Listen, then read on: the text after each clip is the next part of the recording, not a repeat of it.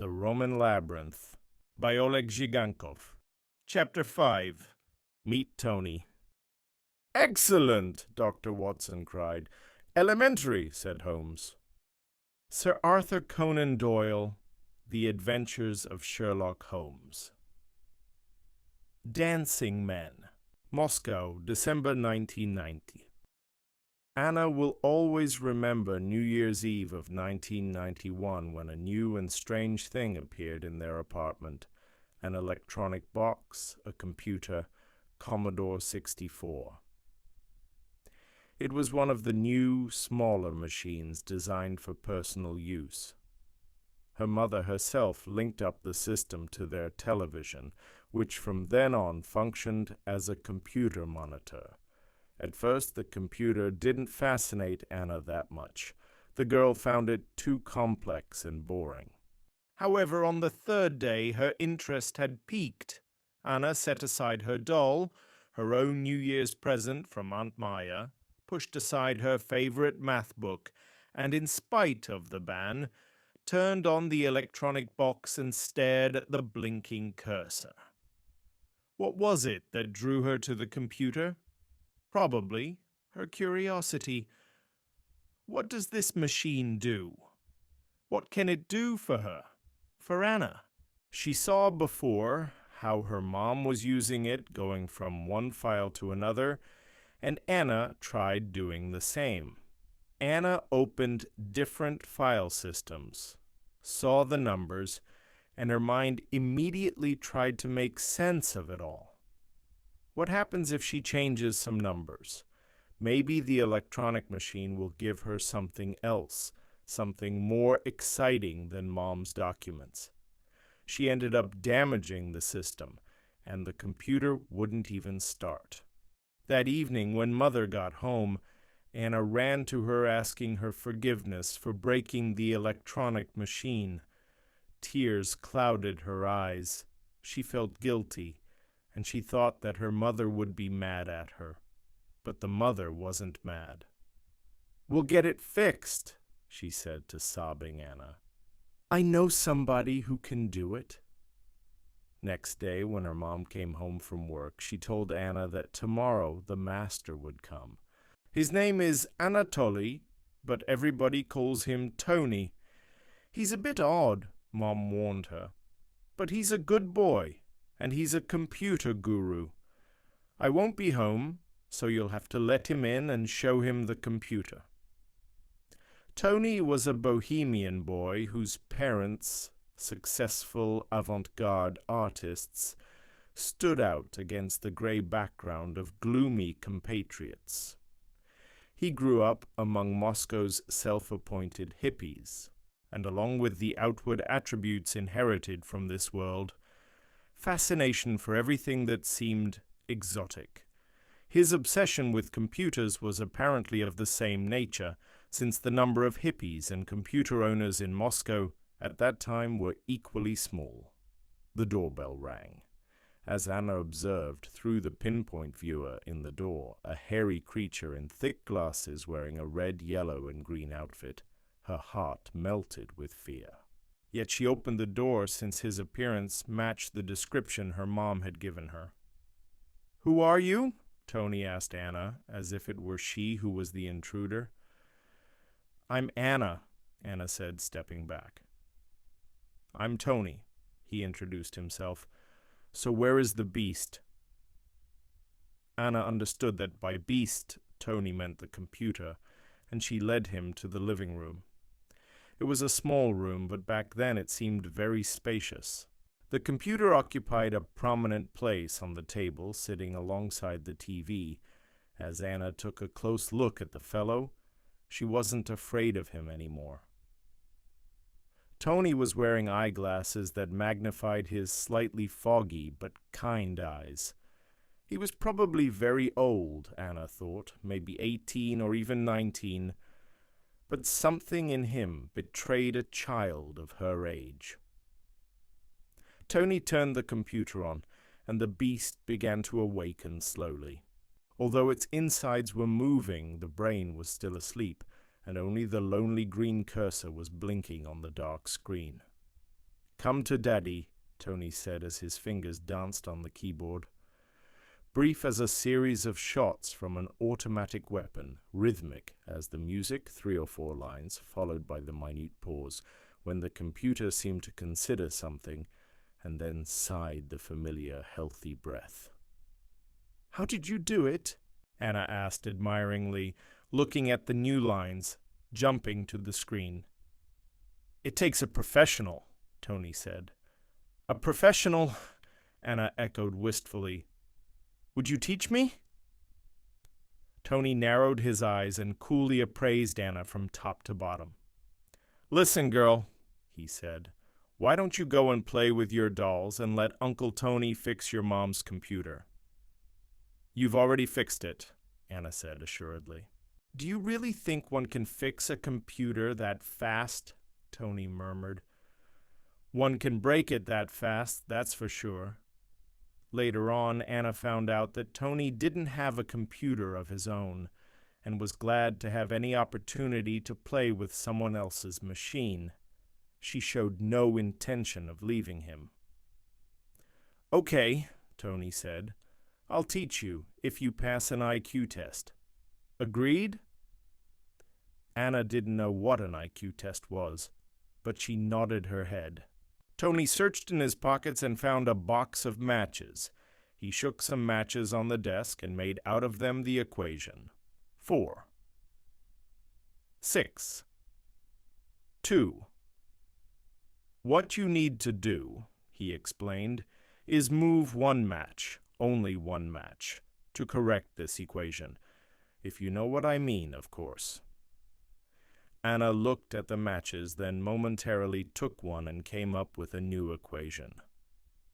4, 6, 2. Tony scratched the back of his head. "Not bad. You certainly have some luck." He shook more matches out of the box. "Here we go," he said, pulling together a new equation. 12 plus 17, 45. "Can you correct it by moving 6 matches?" Anna's hand was already at work. 1, she said, moving 1 match. 2, 3, 4, 5, and 6. Here. 20 plus 25, 45. "Unbelievable," Tony whistled. "Let's try something else." He looked around, found a piece of paper, and wrote a column of numbers. 24, 23, 18, 24, 16, 22, 13, 8. "I'll teach you if you will tell me the name of my favorite writer," he said, as he put the pencil aside. "The name of a writer." Anna didn't understand. "Yes, the one who writes books, like Leo Tolstoy or Anton Chekhov. Have you heard of those names?" Now he was making fun of her again. Anna thought for a minute. "Of course you use numbers for the alphabet," she finally said. "If I just do it in normal order, it makes no sense, and it would be too easy. You used a reversed order. You used Z for 1 and A for 26. It's Charles Dickens. You could have made it more difficult. For instance, you could start from the center or to skip certain numbers. It would still be fair." Tony stared at her. "You're nuts," he said, shaking his head. "You too." Anna sincerely believed it was a compliment. "Not as much as you? What's your name again?" "Anna or Anya." "For yes, of course, Anya." "Listen, Anya, a computer is just a big calculator, very much like yourself, but it lacks your brain power and creativity. If you feed a computer with the right numbers or programs written in the language it understands, you can make anything out of those numbers.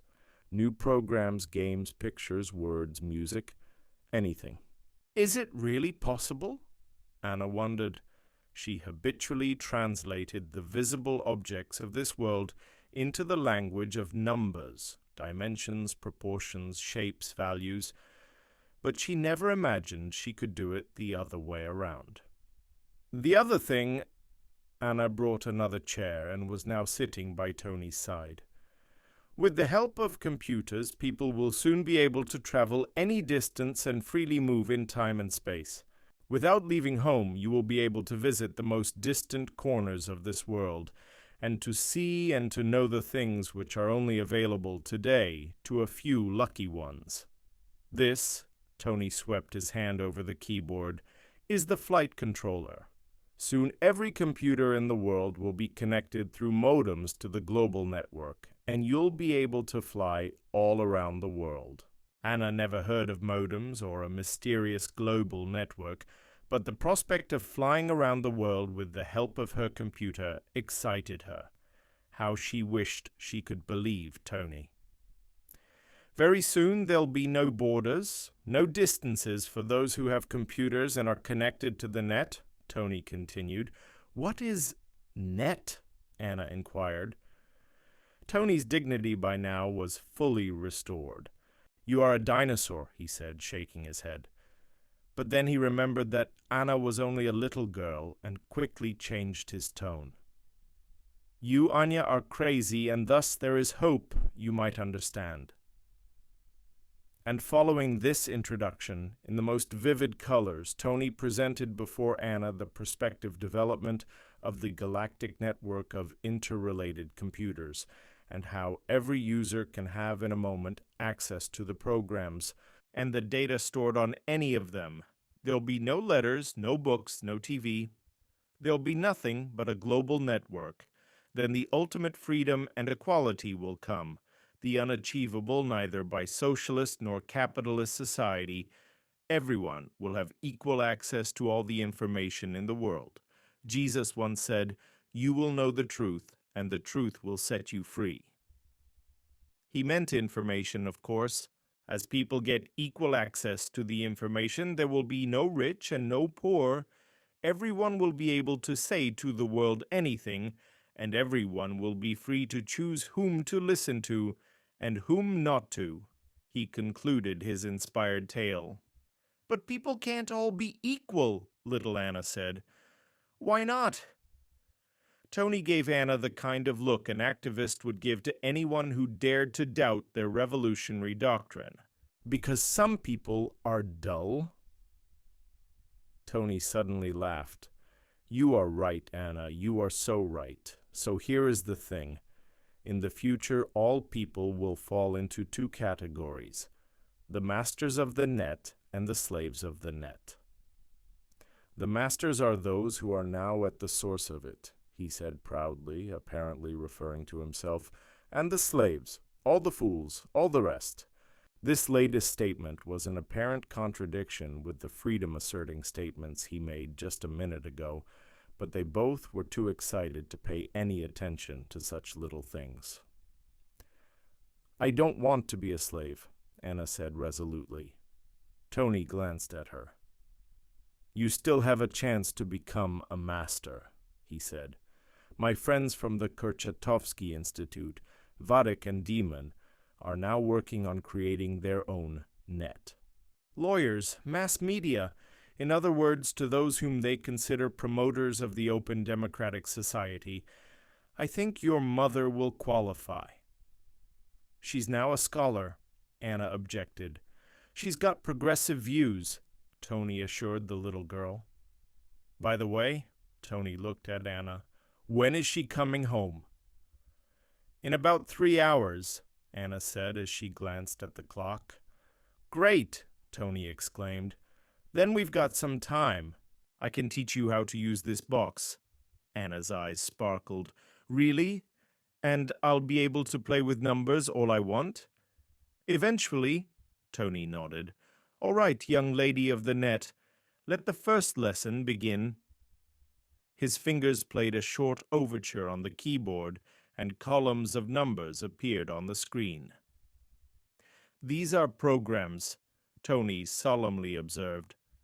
The machine does only what the programs tell it to do. So the first thing you need to learn about computers is to give it commands. Let me give you an example. 3 hours passed as if they were 3 minutes.